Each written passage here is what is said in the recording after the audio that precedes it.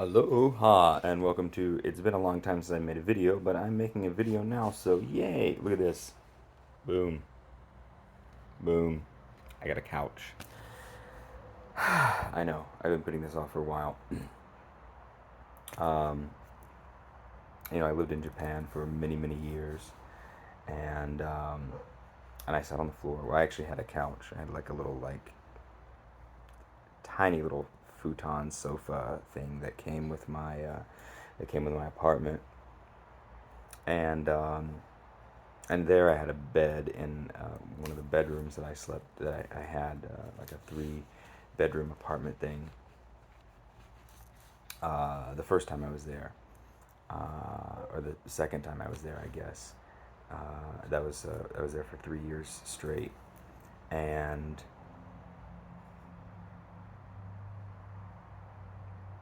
so many memories coming back that I had blocked over the years, and I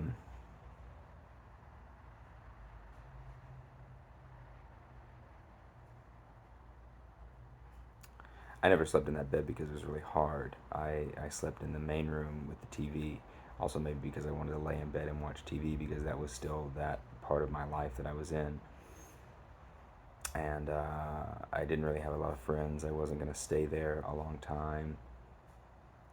But I ended up staying because I didn't know what I was going to do with my life because I didn't really get a good degree in undergrad. And then I eventually, part of me really wanted to go to medical school, but I never made the move to um,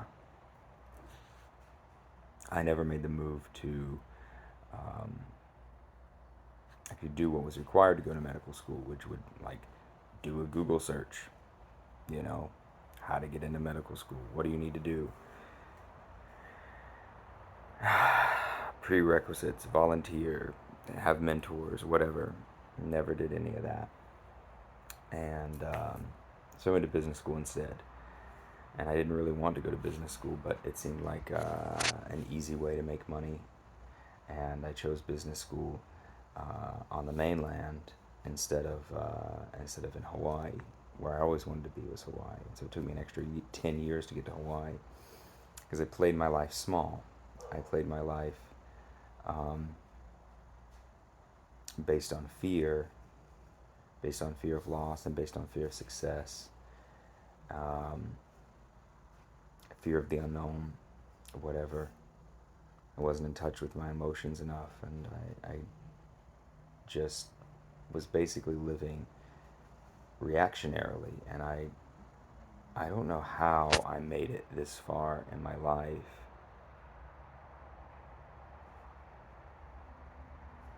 Angels, blessings, grandma, my mother. And I've still had a pretty good and fun life. Bouts of depression and mania aside. And now I'm finally going to grad school in psychology. And I told you guys I blew up that fucking demon computer that was tied to so many addictive tendencies. And it felt great. What I also noticed is that sitting on the ground was also tied to those addictive tendencies, and to, like, putting myself back in Japan. Um, the third time, I guess, where I basically just sat on the floor. And it's kind of interesting, like, to think about that progression. Like,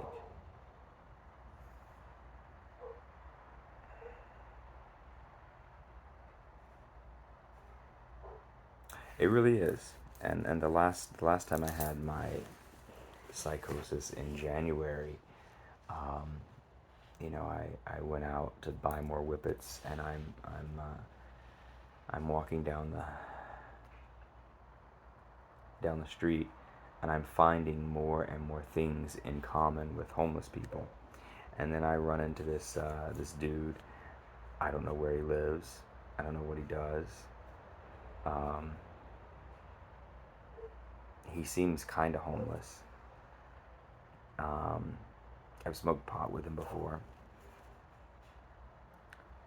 and it was just like that gave me pause, because this was like the energy that I was attracting into my life at that time. And I looked at these homeless people that, a lot of them in that area, I mean, you can tell that they have some type of mental illness, and or they have developed a mental illness because of social isolation. And I was feeling like a kinship toward them. And then I come home, have my demon computer on the ground. I'm sitting there, tower of beer, whippets, uh,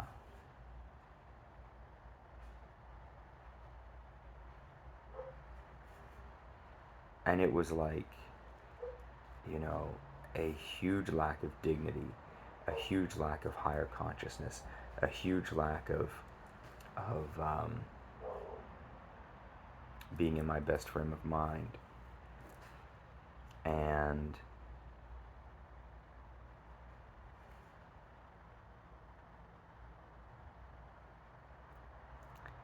it's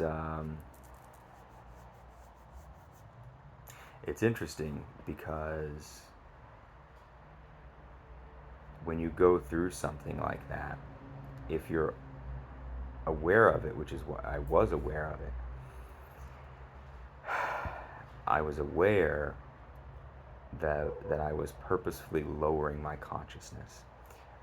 I was purposefully making myself dumber. I was purposefully hurting my body, and I was continuing to drink, continuing to do, and then smoking pot, stop the whippets, in order to continue to sit there.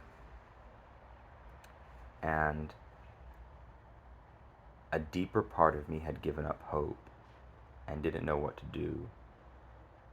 And so, giving up hope and not knowing what to do, but I'm still aware, because that like meditative mind, I still have that part of me, is being able to watch this shit show that I'm producing for myself. And and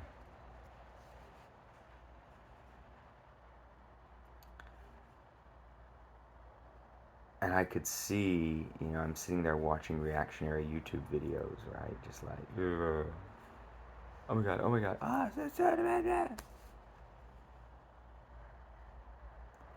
and now I sit here on my sofa like an adult, and across the room I have a bed.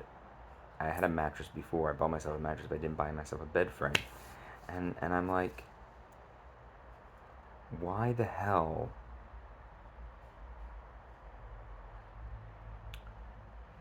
I'm not moving out of Hawaii. I'm going to live here forever, as long as I can.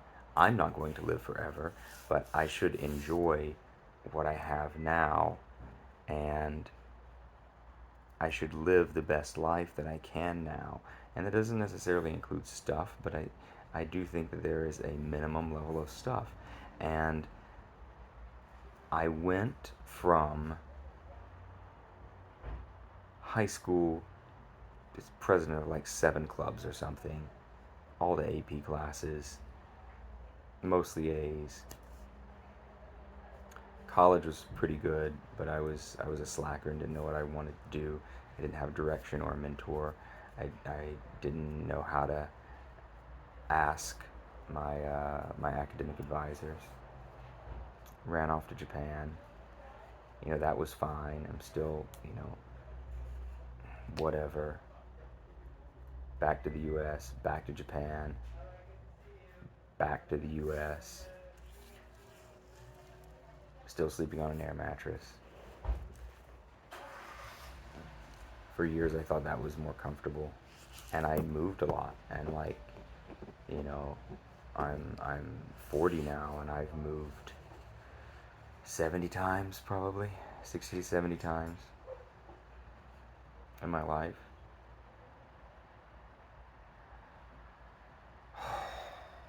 And since I've been 18, 60 to 70 times.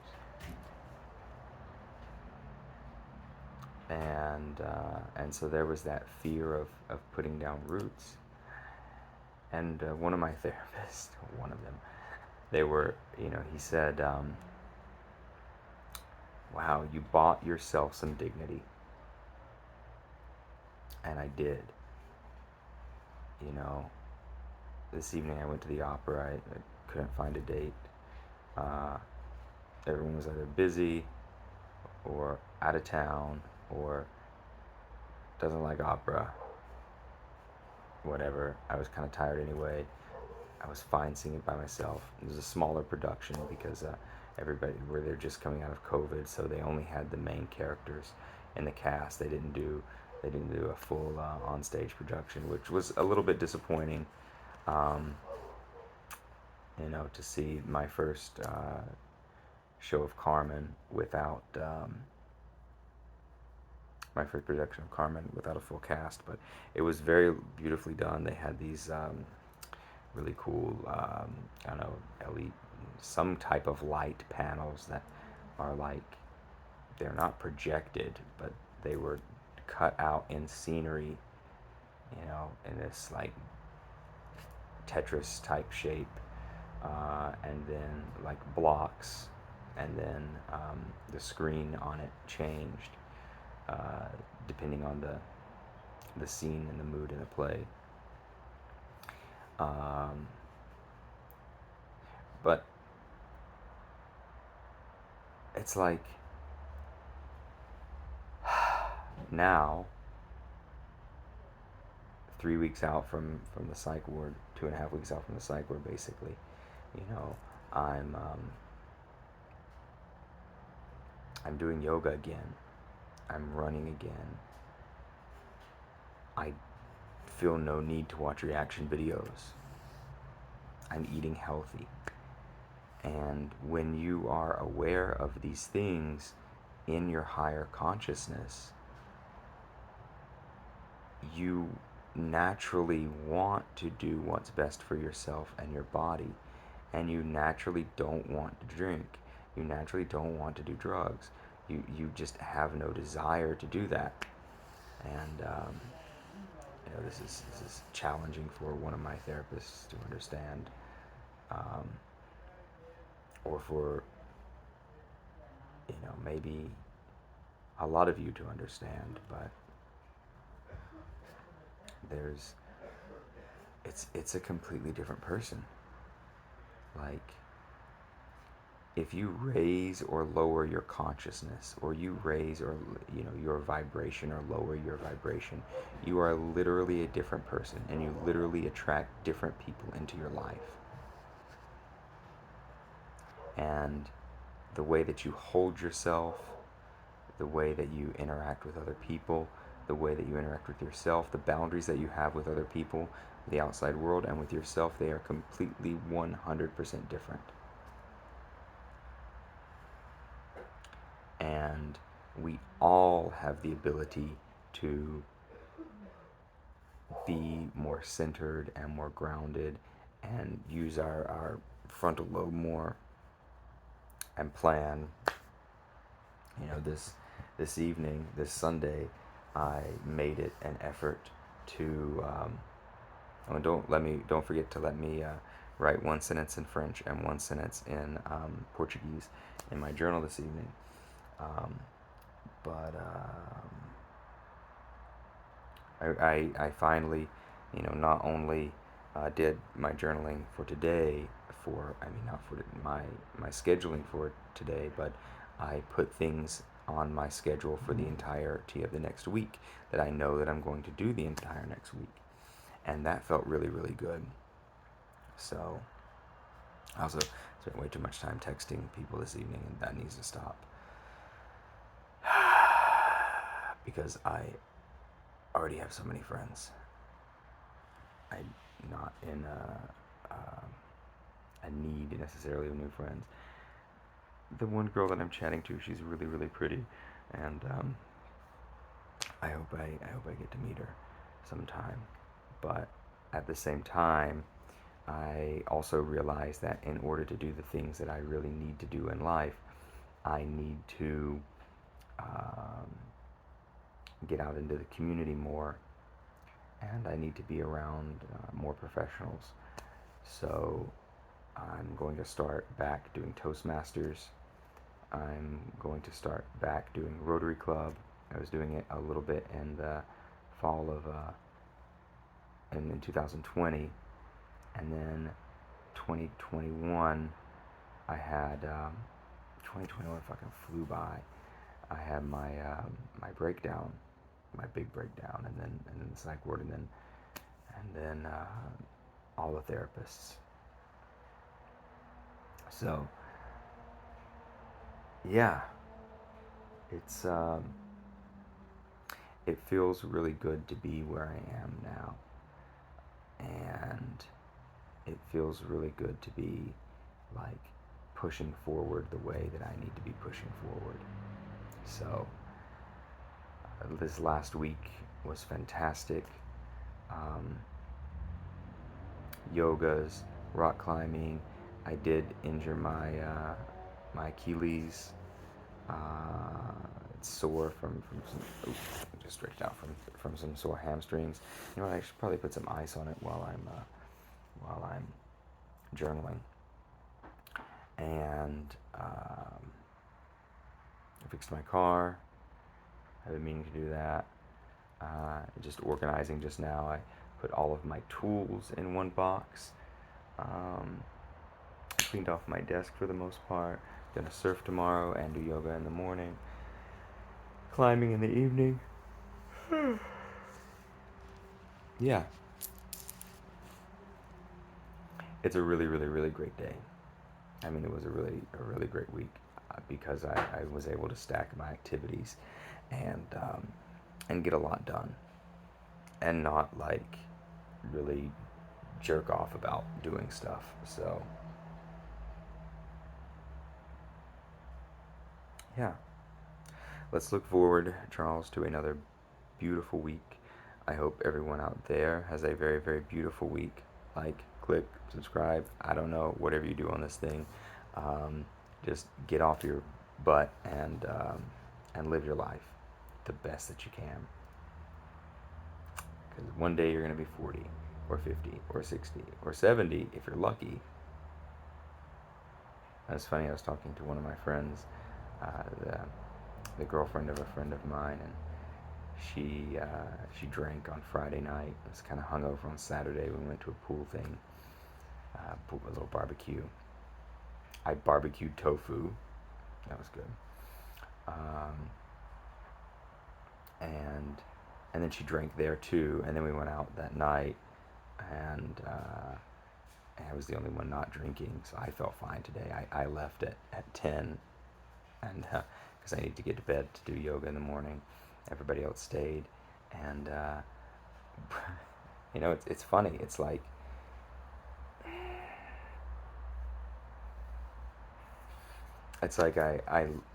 I know why they were drinking. You know, because of convention, because of anxiety, because of habit, because it's just what you do when you go out. I didn't drink, you know, whatever. And I'm not gonna pay $15 for a mocktail. Jesus Christ, not at that place. I mean, it's a beautiful place, but no, no. So I just had water. One of my friends got pulled over, and luckily he blew under the legal limit. I have no fucking idea how he did that. No fucking idea. And he didn't even live that far. Like, dude could have taken a fucking Uber. It would have been cheaper to take an Uber. And definitely cheaper than drinking and driving. And, but I've been there myself.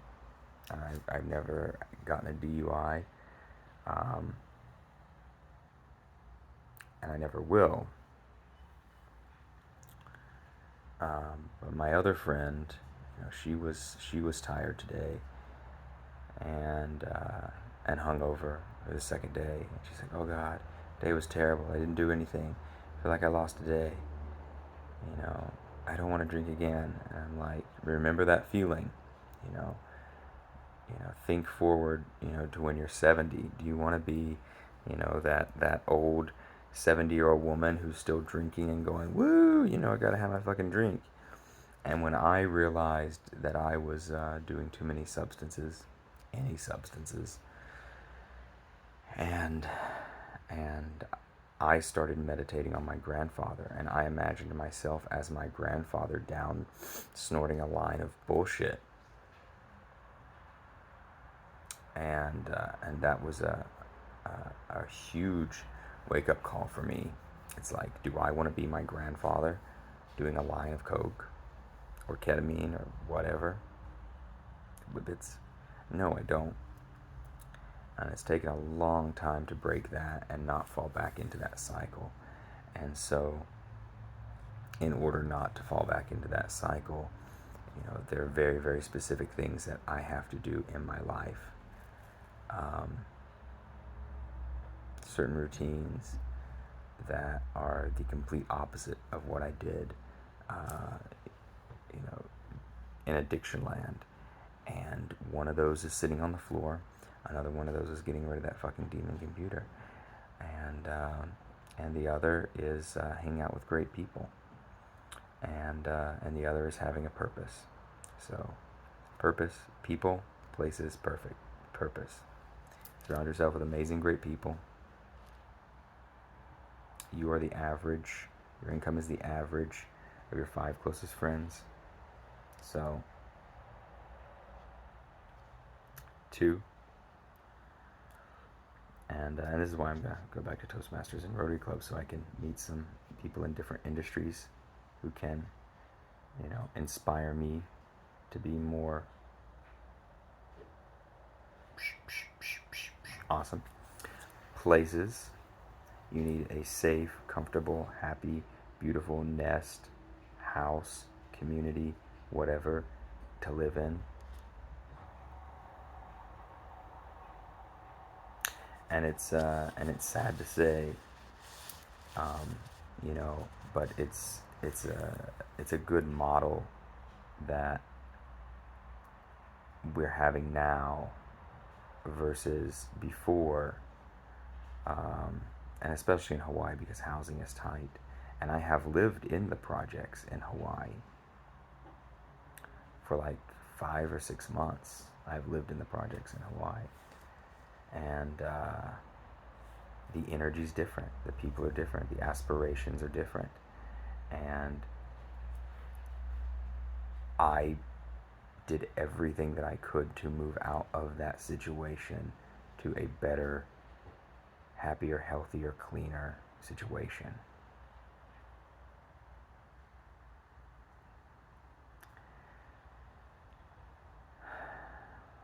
And so, in some ways, like, I know it's not the end of the story. They're simply because of like community associations. It's not as simple as building, couple $100 million or whatever, however many million dollar like housing project or housing complex, like a really nice condo. It's not as easy as building a really nice condo and putting in and having affordable housing in that building. But that's a start. At least if you're raising a family in there, hopefully the kids, at least, maybe they go to a not so good of a school. They see other people and they can make friends with kids that have better lives or something here. It's better than the projects that we have now. So places, surround yourself with good community and good people and good places. And 3 is purpose. Have a great purpose in your life. What do you want to do? What do you want to be? I want to be a psychologist. I want to help people. I want to write books. I also want to go into politics at some point. I want to be a community leader. And in order for me to be a community leader, I surround myself with other psychologists, other mental health professionals, other people who are pushing themselves toward excellence.